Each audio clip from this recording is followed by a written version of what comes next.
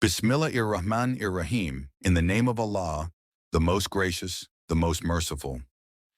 In the heart of the unseen land of Nurara, where golden sands whispered forgotten prayers and the stars glowed like tiny duas in the sky, lived a boy named Ayan. Though the kingdom seemed forgotten by the world, it was never forgotten by Allah, the light of Nurara.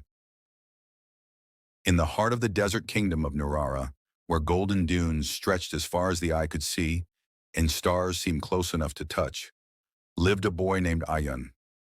The people of Nurara were known for their faith, humility, and love of knowledge. But times had grown hard. The wells were drying, the crops withering, and many had begun to lose hope. Ayan was the son of a humble calligrapher who inscribed verses of the Quran onto scrolls and gifted them to those who could not read, hoping the beauty of Allah's words would still touch their hearts. His father Idris believed deeply in the power of du'as and sacrifice.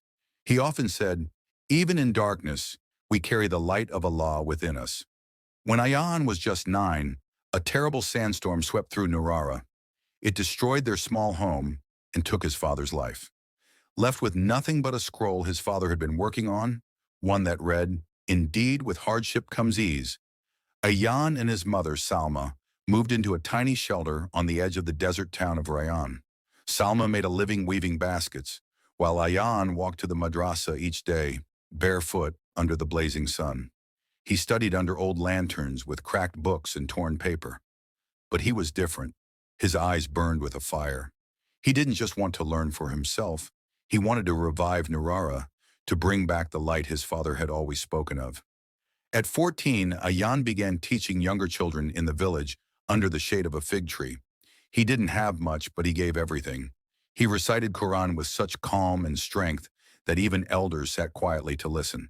He told the children stories of the prophets, not just their miracles, but their struggles, their patience, their dua. One day, his mother fell ill. The only healer in Rayyan had left months ago. Ayan didn't cry. He simply placed a prayer mat beside her bed, prayed tahajjud each night, and whispered in the darkness, "Ya Allah, I don't know how to save her, but I know you can." The next morning, an old traveler knocked on their door. He had heard of the boy who taught Quran beneath a fig tree. The traveler turned out to be a forgotten scholar, once famous across Nurara. Moved by Ayan's devotion and his mother's condition, he chose to stay. He taught Ayan medicine, herbal remedies, and deep knowledge of faith. Years passed. Ayan, now 20, became known across Nurara not just as a healer, but as a man of Nur light. People would say, "He speaks like a prophet's companion, and his hands heal like mercy itself." But Ayan never took credit. He still lived in the small shelter, still taught under the fig tree, still wore his father's old kufi cap. His favorite words were always the same. "It is not I who shines. It is Allah who places light in broken hearts."